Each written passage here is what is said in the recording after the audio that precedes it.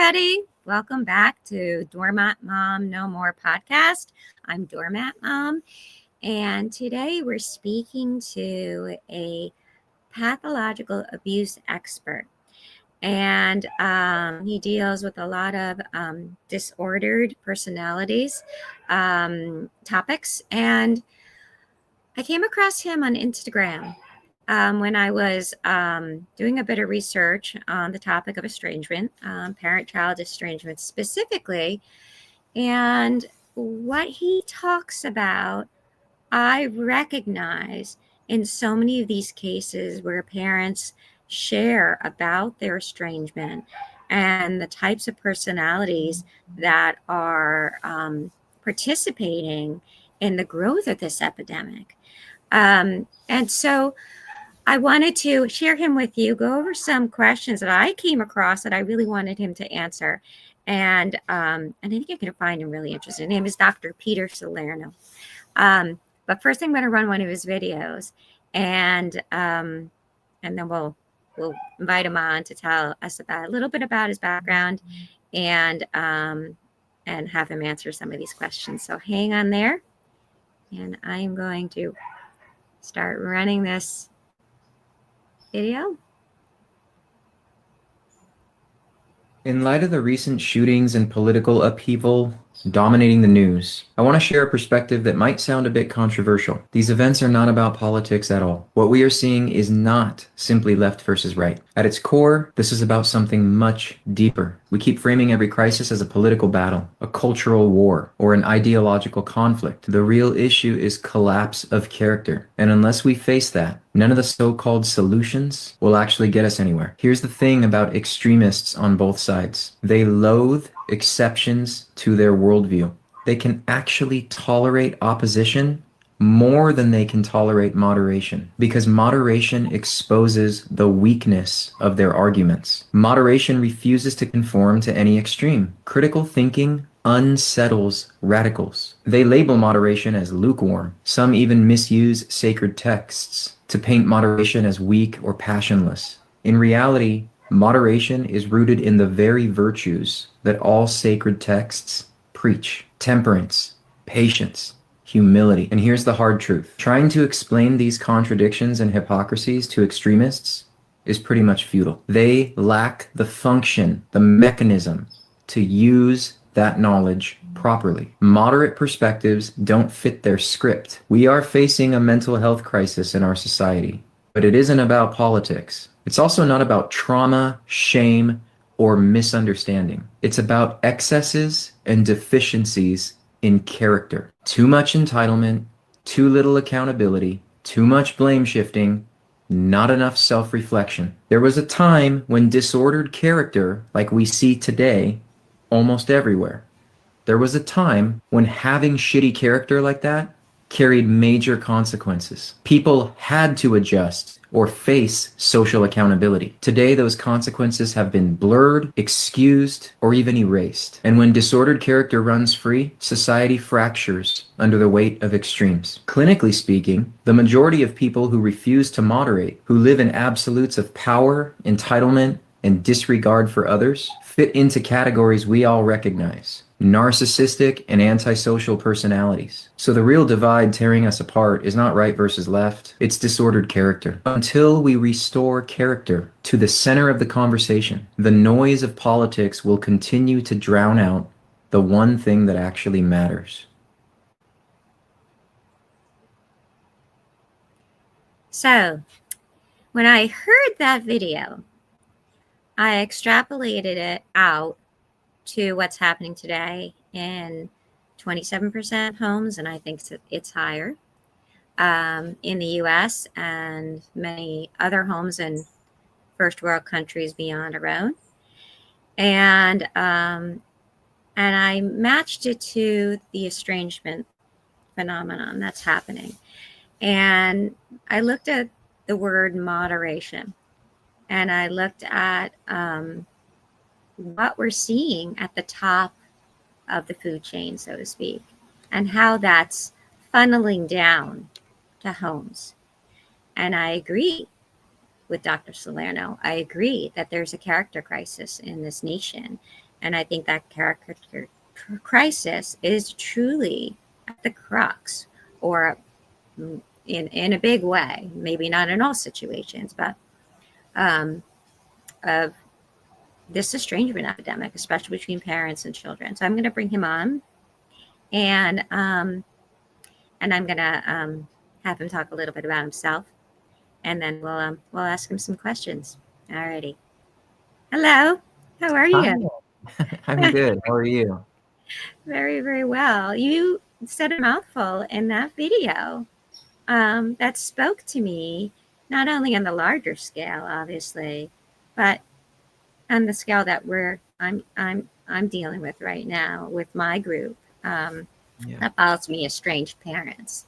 And so, hmm tell us a little bit about your background. I know you've written a couple of books, and I can bring them up on screen. But tell us, like, your background, or where you practice, and if you're still practicing, or if you're more of a more of a teacher, author at this point. Yeah. So I I earned a master's and a doctorate in psychology, and then I pursued licensure in California, where I'm located, and I worked in a number of settings, and then eventually, uh, built my private practice.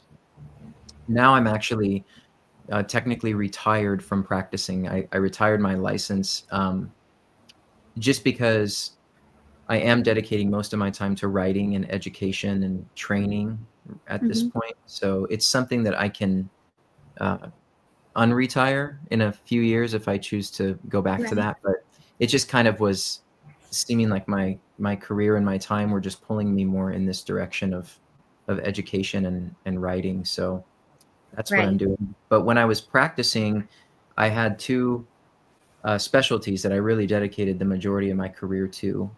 One was trauma related conditions. So I did a lot of work with survivors of all kinds of trauma, including, first responders. And I did a lot of work with that population.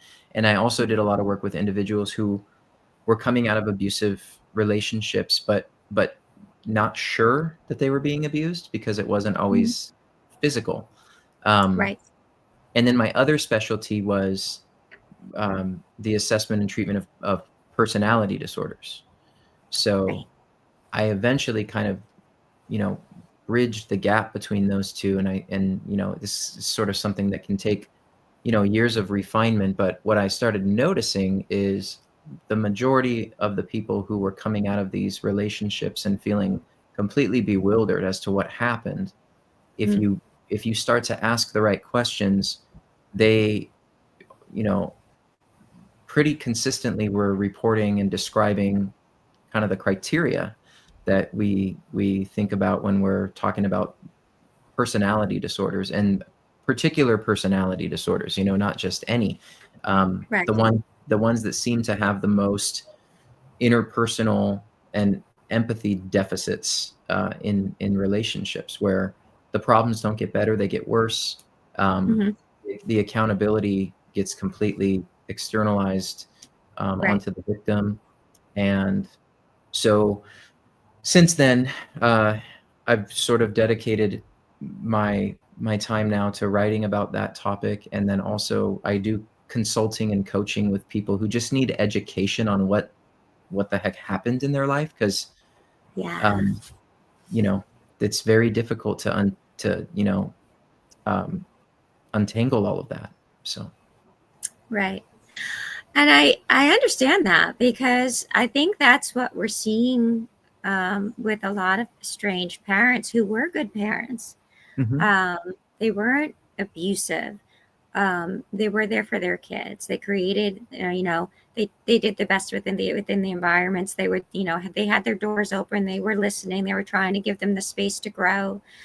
Um, they didn't do anything like in particularly outlandishly, that they could point to, or they've been even told about, after asking or having had the conversation, and now they find themselves on the other end of an estrangement, some suddenly, some not even knowing that their kid is gone until after the fact, and have to hunt them down. And I think so when I look at that, I think what happens with a lot of these parents is they really are left bewildered. They really are bewildered. Like what happened? I can't see. Like I don't understand it. Like what more? And I think part of it is what you're saying. I think, definitely narcissism in this society today is is on the upswing, swing, or at least narcissistic elements Mhm. that we're seeing. So I think that sort of contributes. I think there's broken communication.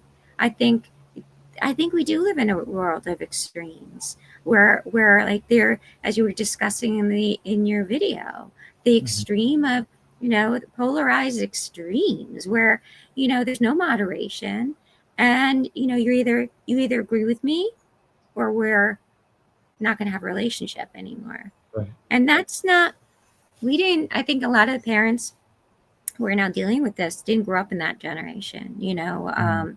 I think that we um, I think that we were much more because our parents, were more you do this or else. We were more the group that hey let me give you a little leeway. Let me give you a little rope. Let's talk about this. And now I think a lot of them are looking and they're saying, well, what else could I have done? I kept the door open. So it's interesting, and they don't understand. Yeah. They don't understand the background or the elements of what a true narcissist is. They Mhm. they don't understand the elements of what a borderline personality disorder, how that would feed into any of this, or even a bipolar person. They don't Mhm. understand. So Right. that sort of like brings a whole element of blindness, to somehow factor in all of this. So I think that's you're sitting with a lot of shell shocked parents, Yeah. and now Mhm. they're speaking out because I think they started finding their voices one after another, and because they were suffering in silence for the longest time. Yeah. Yeah, absolutely. I have a lot of people reaching out to me now, for this very reason, because I think we've done especially the field of psychology and mental health. I think it's done a terrible job of, creating almost like these, like blanket statement realities that if a child is suffering, then the parents must have made them suffer and caused the suffering. And listen, of course, that's the case in many cases. Right, However, it's it's irrefutable that there's a reality that's been completely dismissed, that you can be a good enough parent or even better than good enough, and a child can still, because children are not human beings are not simply passive recipients of their right, environment. They have minds of their own, even when they're very young. right, So there are individuals who have, propensities and inclinations to be, combative, exploitative, defiant, to blame shift early on in life. And I'm not vilifying them or even saying that that means they're bad. I'm just speaking facts about those are traits that people have. right, And so to say that parents, because there's a lot of people, and I'm sure that this is going to cause controversy, but there's a lot of people who think that the only way that a parent would be estranged from their kid is if they did something to deserve that, and yeah, there are. it's categorically untrue. Yeah, I'm sure there are people that will comment on this interview and say you're wrong. That no child just does that for no good reason. They do it for reasons that they think are good, but it's not always because their parents mistreated them. But when we Right, start to if people started to understand what underlies personality pathology, they would see that it would make perfect sense for a child who has a personality disorder. It makes sense why they would vilify their parents. It's not right, actually the case that their parents are villains, though, right? right. And there was a video you did that where you pointed out that you can become an abusive person without being raised in an abusive environment. And but no one says that. No one says that to these parents. That no one recognizes that for these parents, where their children are treating them terribly in certain cases, all right? And they're being constantly pointing the finger. Well, you did that to them. They must have seen that somewhere. And but they didn't. I mean, these parents are looking at it like, but I didn't. Or I mean, I didn't reflect this. And there's something, plenty of there have been studies now that have come out where they do. Babies are born with different characteristics off the bat because they come into the world with certain genetic composition, and it comes from their genealogy from like many generations that come into play. There's also thinking out there that it's good that a parent isn't a perfect parent. Children thrive after they thrive more in not being raised by a perfect parent. And so there's that thinking. And then there's all these other things that are happening today, right? All these other factors that these kids are influencing these kids' lives, where, I don't know, maybe 40 years ago, we didn't have the phones, and, and our community was basically our family. Our parents were much more significant in our lives for much longer. Yes, we had friends at school and everything, but so I would even say that at that point in time, if you want to point the finger at the parent more harshly, that maybe you did do this to this and this, that, then I'd say that's more understandable than today, because they were more dominant, and there was a psychology that was there happening then, the family structure, the loyalty, this and that would feed to, I had much more of it. But today, it seems like, from what I understand, after age 7, it's all the external circumstances that have more influence than parents. And there's a lot of external circumstances that we now have to factor in, including social media, including trends, including, the unfortunate circumstances where these kids are growing up with lower self-esteem, where these kids are growing up, struggling with, that everything they're seeing outside, or, that they think is so much better than their own lives, struggling with constantly being tapped in. If we're just speaking, bullying has gotten worse. I mean, there's a lot of stuff. No, the social isolation is real. There's so much going on beyond just social media. The world climate looks dim, so that comes out, that reflects, that trickles down to their hopefulness. When you have no hope and you're angry at the world, that can make you, that can just stir everything even more. So I think there's just a lot going on. So one, you said something most therapists and won't even touch. Yeah. But we know it to be true. And that's the thing. When you know something to be true, because you're experiencing it, and everybody keeps looking past you and say, no, that's not true. It's really tough to survive in an environment like that for these parents. Absolutely.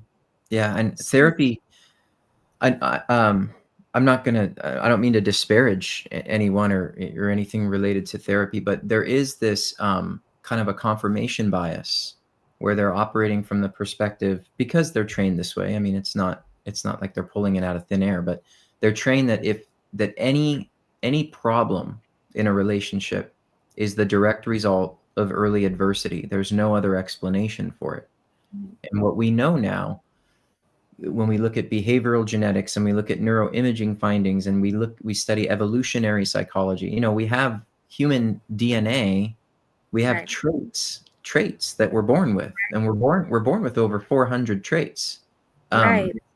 that we grow into across our lifespan. It's not like the environment starts to amplify them. Like we organically just become more who we are. And Right. it's always been attributed to parenting. And Right. what we've seen surprisingly now that's been replicated in studies over and over again is that the shared family environment is the least influential environment to who somebody is. It's Right. it's their genetic architecture, and which Yep. is all those biological underpinnings were not the same.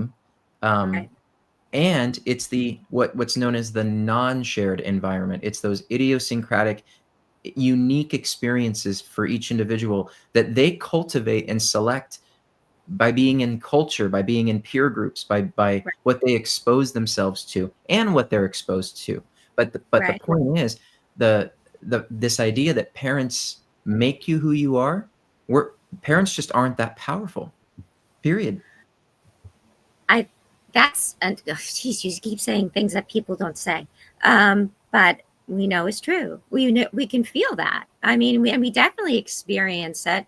I think a lot of the rift that starts happening is during those, late middle school, Mhm. early high school.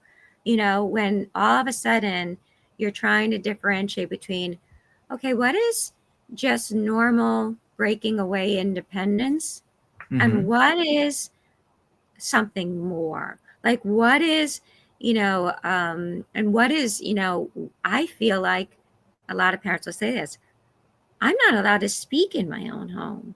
I sit there, wait, and I hold my breath every time Sheila comes down the stairs.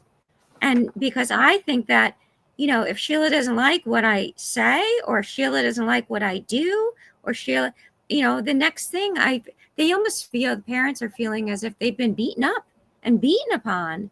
And and you have to, I think that the question becomes, which battles do you pick and choose, or do you have to now choose all of them? Because you don't want to constantly be arguing with your child, but what's unhealthy and how do you differentiate, and where do you draw the line? Because I can tell you, I know a lot of parents who are really just shell shocked by their Mhm. own kids, that they hold their breath, they just don't want to even engage. And then, and it's disconcerting, I think, for them. So yeah, I mean, I just, and then I look at a lot of the it's reflected in the comments. Like when people are putting out the estrangement content on TikTok and whatnot, these creators, the Mhm. viciousness of the comments are unbelievable. It's gotten to a level where you can't even believe that people will say things like this to another human being who they don't know. Why?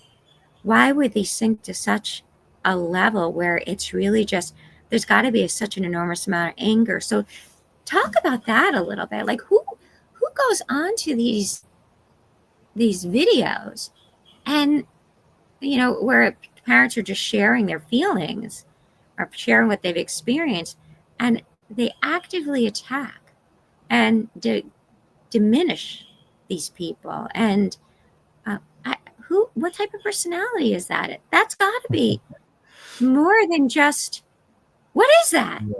Yeah, I mean, that's a good question. I mean, yeah, I would say, I mean, I can't say everyone who makes a comment like that is disordered, but when somebody's pouring their heart out about feeling dismissed and invalidated, and just confused about something, and they're you know they're offering their authentic experience, and for it to be um, not just criticized, but there's harassment. There's, it ventures on the level of hate and contempt. You know, I think um, you gotta wonder like what that person, that commenter, is bringing, to the table. I think it speaks to this reality that if somebody has a differing opinion, and Right. especially like on social media, it's like there's this perceived, or this illusion of anonymity. Like I can say whatever I want to whomever I want because like I'm not face to face with them. Um, Right. so I think some people feel entitled to kind of dehumanize these, you know, the the people you're describing who are just going out there and sharing their experience, because Right. it's a different experience than sitting with them face to face. But at the same time, people who are willing to kind of stoop to that level, I think kind of likely feel justified in doing it. They probably um, don't have any qualms about doing it. So that does speak a lot to their personality and their character. You know. I even wonder. They say that if you if you stay in a particular situation, a particular story, if you live in a particular story or Mhm. frame of mind, and you get challenged, right? And you refuse to get out of that story, so to speak. You're like, so we'll talk this specifically in this case, victim, like a victimhood mentality. You're getting something out of that, and that's why you're staying there. Mhm. And but in order to find happiness, you can't live there. You can't live there forever.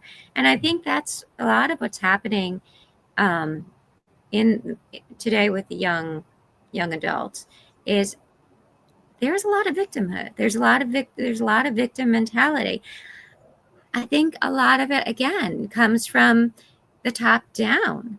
I think we're always looking for a victim in politics. We're always looking for a victim, like who um, and I think that if you challenge their victimhood, you become the bad guy. So they feel justified in attacking you. Yeah. And no one wants to stay, like, parents don't want to be the victim either. You can't stay in that victimhood. At some point, if this is your situation, you have to pull yourself up, do what you need to do to help yourself march forward. Mhm. Um, because that state of mind isn't going to help anybody. And to the degree that it will ultimately break you down physically too. That's where you're inviting all of these illnesses on you. That's a reality too, right? The mind body Absolutely. connection. Absolutely. Yeah. So so how do you how if you were, let's say, one of these parents who are coping with this, Mhm. and um, several parents have said that they've attempted to have the conversations. They thought they were remedied, and then it was the next conversation, and then the next conversation, and the ball keeps moving, so to speak, and they keep losing bits of themselves along the way because Yeah. they're constantly trying. How do they live in that? And if they can't, how do they go on? Because that grief Yeah. is tremendous. What do you how do you go on? This is such a heartbreaking conversation to have. Um, One of the reasons is because, kind of what you're describing is somebody where the relation, the the child, whether even if it's an adult child, what you describe is they're not actually learning from any relational experience, so they're just kind of repeating the same problems. They're bringing the same problems. It's like I described in that video. Some people are they're lacking the function to use the right information properly. So you Right. could even apologize to them. You could take accountability. You could even say that you did things you didn't do just to try to appease them so they feel validated, and they won't get better. What they'll do is they'll just use that as fuel to exploit you further. Right. Sometimes, though, while feigning collaboration or feigning that, it's water under the bridge. Right. So I think things that parents need to realize, if they're in a situation like this, which again is heartbreaking, but it's really important to get education on what kind of problem you're dealing with psychologically. Just like Right. it would be important for a parent to know if their child is suffering from a mood condition like bipolar disorder or suffering from autism. Right. Right. Which we know that these things have a high genetic component to them, right? Right.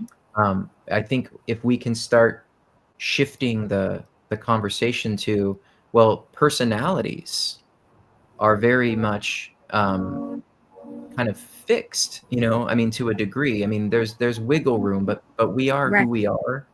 Um, Right. so if parents can start identifying, has there been an enduring pervasive pattern of manipulation in my child from when they were young that I used to kind of describe or explain away as acting out or growing pains or bad influence at school, or maybe they have a trait where they tend to feel better when they are exploiting people. um, that would also that would also include people, would include the parents. So Right. I think it's painful, but it's also kind of um, cathartic to realize this isn't something that I created because I missed the mark or I did something wrong or I didn't pay enough attention or whatever. This is something that's kind of innate that Right.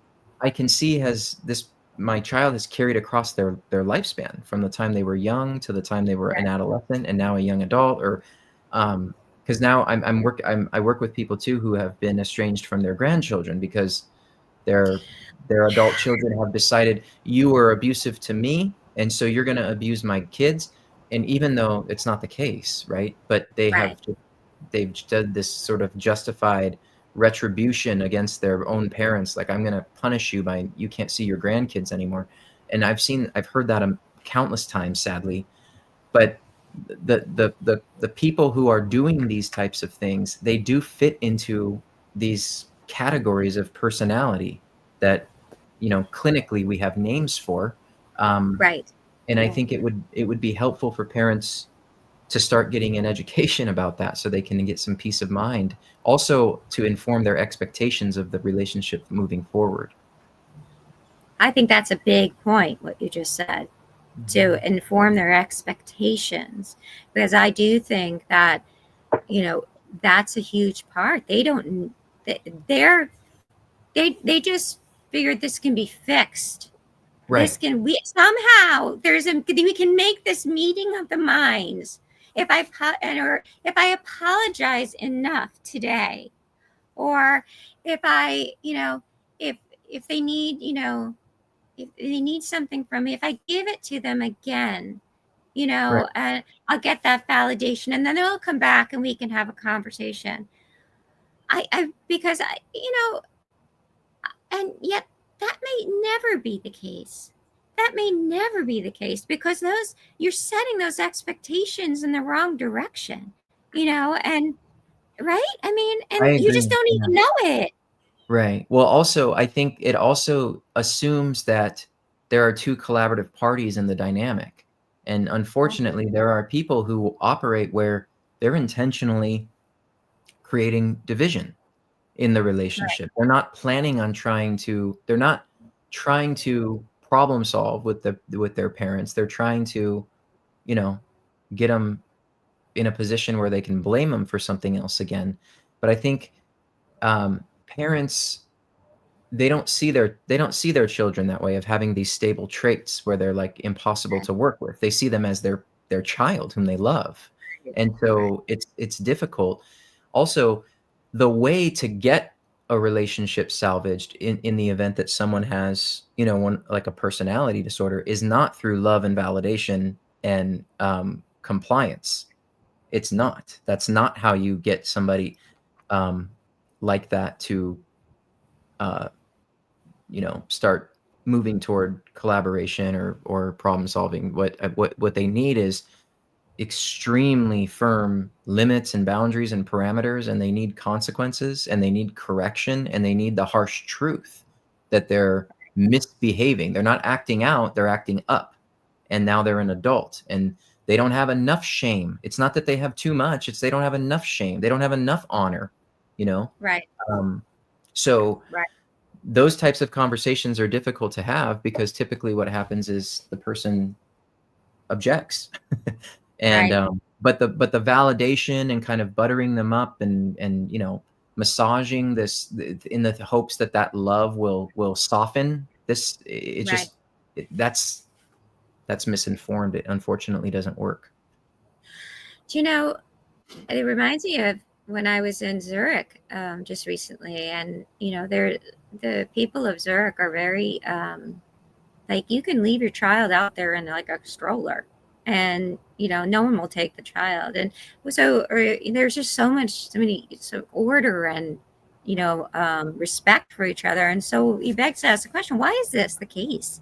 Like, why is this happening? Like, why does this society have this down? Like, everybody, well, it's a really working society. And what we came to learn was it's also a very shaming society. If you do something wrong, if you wrong somebody, if you mistreat somebody, if you mistreat the environment that you're living in any way, the community will shame you to the Hmm. point where they don't even want to attempt it.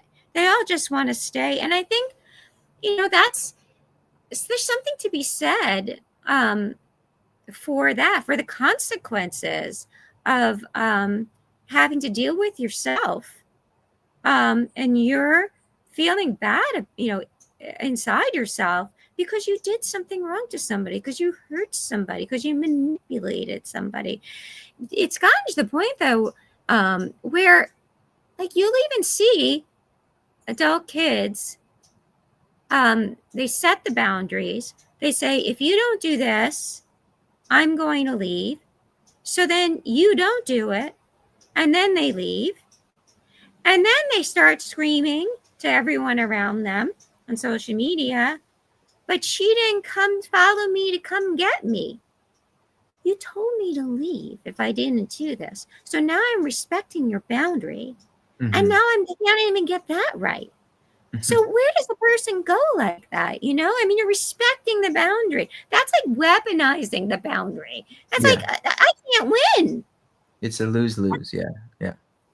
It's a lose-lose, right? Hmm. So it's gotten to a point where a lot of these parents don't know they really don't know what to do. And they're also really having a hard time letting go, because they love these kids. They still love their Cool. children, Of course. Yeah. you I know, mean, and it's heartbreaking because there are cases where the person is just gonna elect to, um, people who live in this dichotomous all or nothing world where you're either all good and so I'm going to idealize you, or you're all bad and so I'm going to devalue you. That's really a lot of what these parents are dealing with. Is right, there's no moderate gray area for the child, let's say, because we're talking about the child being, kind of the one who's electing to opt out of the relationship.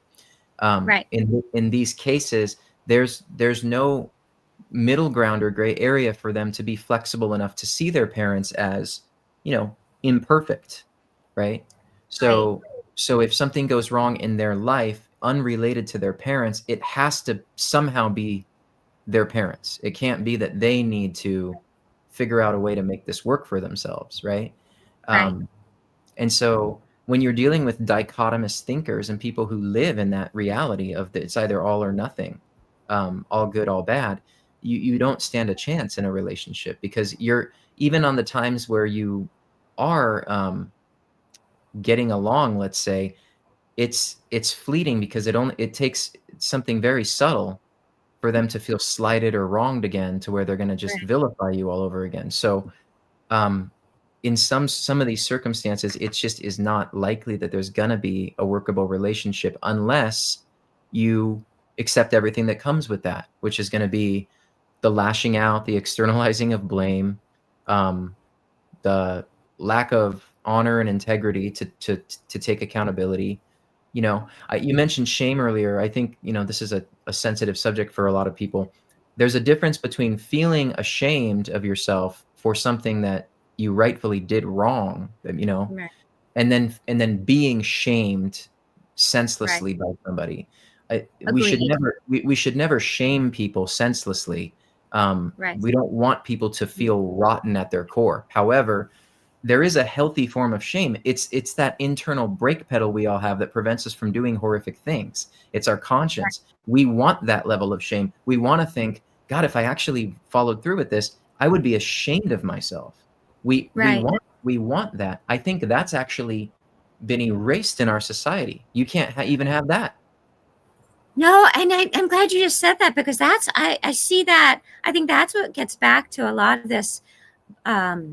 terrible bullying, a lot of online, is there's not shame per Mhm. se. There's it's almost like you get a fan club Yeah, if it ends up where you step over the line to the degree that you step over the line, and yeah, then you get a fan club, and it absolutely. just keeps perpetuating, and to the point of like those extremes of, you know, I think it's almost as if it's being applauded again from the top down, meaning, you're either all right or all left.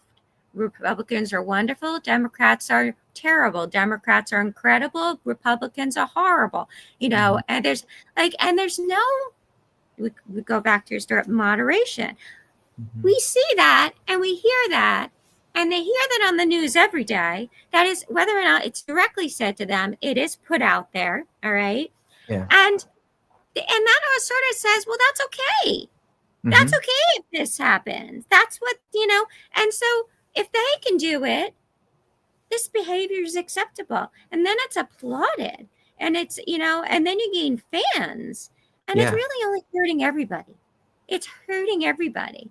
Because if this continues, the breakdown of the family, the family is the base. People are the basis of any country. People are the basis of a good life or a bad life. People, I think anyway. And so if people are constantly at odds, if they're like completely at odds, and and the character crisis is allowed to continue, which I believe is very much we are in a crisis. um, where are we going to be 7 generations from now? What are we Yeah. going to look It's scary to think about that. Um, I I went when I was practicing. There was kind of like an increase depending on what was going on culturally. There was an increase in younger uh, people, like all of a sudden making these life altering decisions on a whim. So like? Yeah. what I mean by that is there has been these cultural movements in young people to like run away from home, for example, or make an Right. accusation of abuse against their parents so they could get out Yes. of the house. And I'm not making this up, and I know, people are gonna possibly think that's an insensitive thing to say, that kids don't just do that. Well, I mean, they do. I mean, they're and even if it's peer influenced, um, and then they regret the decision a couple years later because it ended up like really changing the trajectory of their life. I mean, when you accuse a parent or a grandparent or someone of abusing you, and then Yeah. there's a court case and you're taken from the home, that's not something you can just call them and say, "Oh, hey, sorry, I was in a bad mood. It was my trauma. Can I come home now?" But Right. that's almost the expectation they have. But again, we're seeing people who already have the propensity to be uh, disagreeable, then Mm-hmm. getting that fuel from the culture and the influence where it's being rewarded because they can say, "I'm only this way because something happened to me," and Right. and they blow up their lives, and somehow it's everybody else's fault because it was their trauma that made them do it. And it's like kind of like, to me, it's the same excuse as like the devil made me do it kind of thing. Right. Um, Right. Again, I'm not saying that people aren't influenced, but um, this has been a this idea of parents like shaping blank canvases and molding and being responsible for every little thought and feeling and action that takes place in their children. That trope is tired. It's not. I mean, it's not validated by anything Right. scientifically or empirically. It's just an idea, but it's really dangerous when we see these extreme cases of parents being cut off from their children, and then the parents Right. being blamed for it. Right. Well, I mean, trauma, if there was real trauma, it doesn't it doesn't justify you going out and causing more trauma, right? So I mean, you don't want a trauma um, domino effect. And let me just caveat our whole conversation with, like, no one, Dr. Salerno and I, no one's here is saying that parents don't cause real trauma, that there are some really bad parents out there, or that caused real trauma to their kids. We're not talking about those parents. No. We're then those parents need to be dealt with in according to whatever the circumstances that they caused. And children have a right, adult kids have a right to decide whether or not they want any part of those parents. Absolutely. But we're talking about parents who were good parents and right and are suffering the consequences of something they never thought would happen to them. And I think there's shock in that too. I mean, of like, you never in a million years thought that the behavior that is happening now, and that now that you're not part of your children's lives, your grandchildren's lives, and there is a lot of that out there, and it's heartbreaking. Yeah.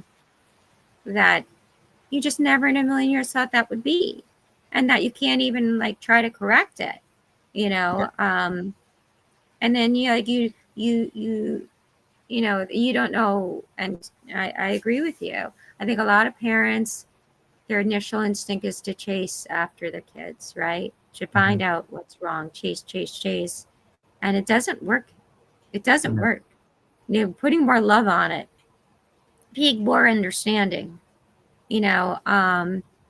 taking another dose of that reality isn't going to correct it at all. But then there's the fear of, well, if I don't, then they could be gone for good. And that's real. But that's, at some point, that's what it is, right? It could be. That could be the end of it. Unfortunately, yeah. I mean, You people have, there are some people who have the capacity to just do a complete emotional and physical cutoff, and they're not fazed by it, but they leave a wake of devastation. Right. And I've seen that a lot, actually. Sadly, I've also seen in family contexts where it's one child and the other two or three or four are don't have any problems with their parents. And it's like they don't want anything to do with their sibling, because their sibling, that from the time they were young, was like, they were just like, I love them, but they're so hard to deal with. They would steal my things. They would break my stuff. They would, start rumors about me. They would blame me for things. They would throw tantrums. They would, invade my privacy, steal from me. And we just don't want it anymore. Like we can't have them in our life.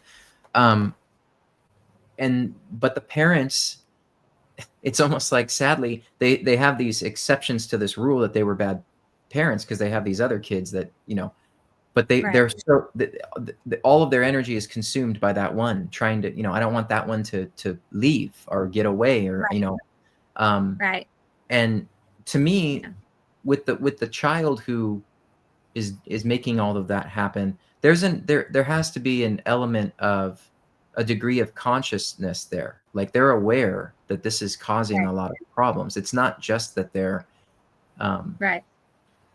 unconsciously reacting to all this stuff and they don't know what's going on. So my point of that is, parents also have to factor in the reality, sadly, that there's a conscious and deliberate nature to this. It's not just a reaction. It's their decision, Right. I think that definitely gets lost, that, and I think it gets covered up too, because in those cases, sometimes, young adults will say, yeah, but that was my trauma, so that was my trauma. So that I did that because I was traumatized. But the reality is, you understood what you were doing. And maybe you did have trauma, but you understood what you were doing anyway. And you made a choice to do it. But you can't always use trauma. You can't always use, any one story, any one situation to constantly justify bad behavior towards others. No. There's a point where that's because if you're aware of using it, Yeah. like people Exactly. really had trauma, right? They're not aware that they're doing real. I mean, they're Right. aware of using it, then you are using it for a reason. You're smart Well, enough to understand. absolutely. And also there are countless individuals, and this is more times the case than not. Countless individuals who were abused by their own parents and could never leave their parents. They're still trying to earn their parents' love. So this Right, idea that someone has to leave and cut off because of trauma, that collapses on itself, because there's people who, I mean, I've worked with countless individuals who want nothing more than a good relationship with their parent, and it's the right, parent in this case that right, could not care less about their children. right, But inside of that child is still this yearning to have their mother and their father in their life. So right, the point is, trauma doesn't create this activator in you where you separate from your family. That's not how it right, works. I I think some people should separate from their their parents in a lot of cases, because their parents are certainly abusive. But these right. children who are saying that it's their trauma that's making them, um, have to cut off just their parents, Yeah. um, doesn't really add up. No, I would hasten to agree. And you're right. There are a lot of times in a lot of situations where it's just one child Hmm. of like the whole family. It's just one child, and that child has cut off the entire family. Hmm. And how do you blame the parent for one child cutting off the entire family? Yeah. I mean, it's like and you see it a lot, and of course in social media, it's like everybody, it's all of it. They just assume everyone. You know about one, and like, oh, that's why all your kids hate you. No, just one. Yeah. Just Right. one kid. Like, Absolutely. Yeah. I mean, so there's a story there, right? So, Yeah. um, yeah, it's very, we're just at the beginning of this too, don't you think? Don't you I think. think we're at the beginning of the situation? Hmm. Yeah. That that's I, why it's so concerning right now. and I'm hoping to get, the right information out there for a lot of people, so that parents don't feel, um, completely responsible for a choice that was made on the part of their child, where their child had, awareness of what they were doing, and wanted to do it. And Yeah, it's not this unconscious process of them defending against some yeah, pain that their parents inflicted. It's not always the case. I mean, that certainly is the case in a lot of people, but what we're talking about today are these, exceptions to that rule, where these parents did a good enough job. They're right. good people. They want to collaborate. They take accountability.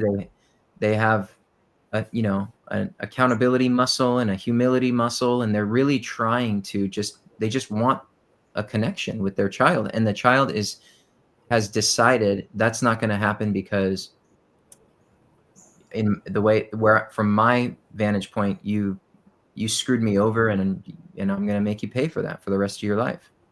Yeah, um it's heartbreaking. yeah. No, I definitely see it. There are other moments, and this is even a harder situation.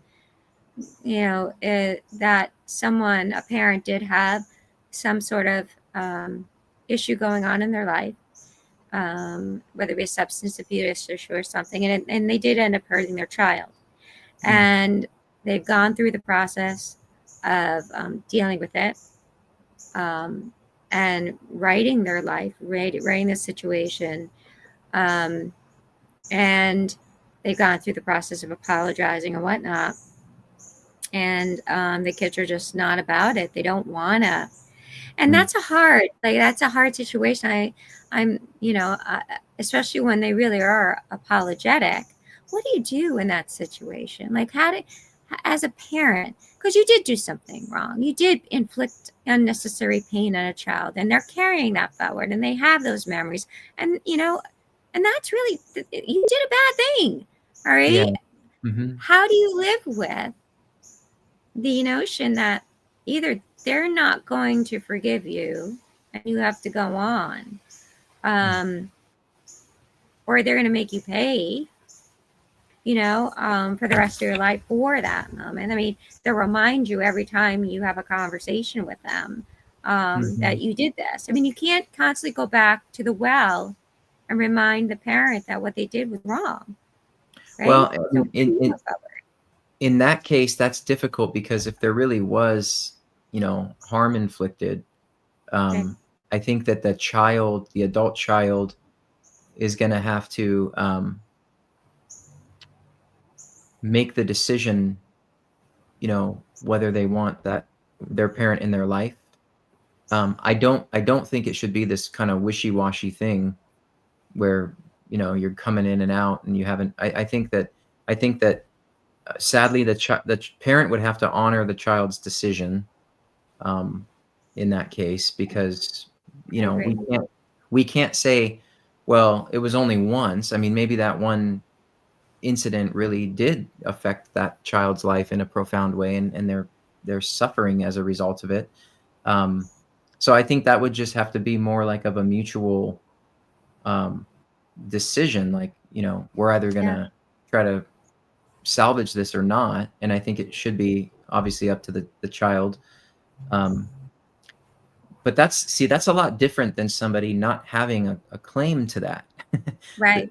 That's I that's know. a lot different. I know. I know. And but I had to ask it because I know several people who are in that position too that are struggling, you Yeah. know. And I agree with you. I think at that point, the parent has to, like, life is not fair. Maybe whatever happened that caused that, issue in you that you went down that road was horrible too. And now Yeah. the consequences are still now new horrible, but that's our life. And, Mhm. happily ever after, although you always want it, sometimes in certain cases, there's just not happily ever after in those moments, right?